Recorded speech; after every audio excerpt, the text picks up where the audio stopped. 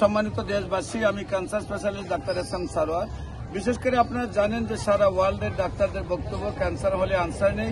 Cancer হলে আমরা সাময়িকভাবে চিকিৎসা দিয়ে থাকি, একসময় ক্যান্সারে মৃত্যু হয়, এটাই মেনে নিতে হয়। আমরা বলে থাকি ক্যান্সার হলে আনসার নেই, সেই কথার কোনো ভিত্তি নেই। ক্যান্সার সম্পূর্ণরূপে সুস্থ হয়। বিশেষ করে বাংলাদেশে একেবারে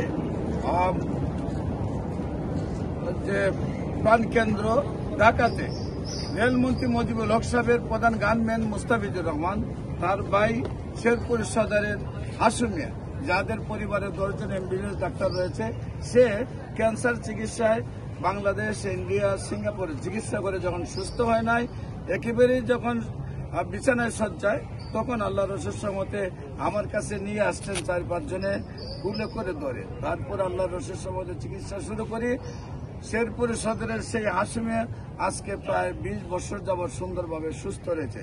তাই আমি বলবো, আপনারা ক্যান্সার গবেষক অধ্যক্ষ doctor SM. Sarwar YouTube, Facebook, Google, টিকটকে চার্জ করলে 5,500-এর ঊর্ধ্বে ক্যান্সার রোগের সাক্ষাৎকার পাবেন, যারা সুন্দরভাবে সুস্থ হয়েছে, যাদের একদম মাথার চুল থেকে পায়ের নখ পর্যন্ত সমস্ত বডি ক্যান্সার ছড়াইছে।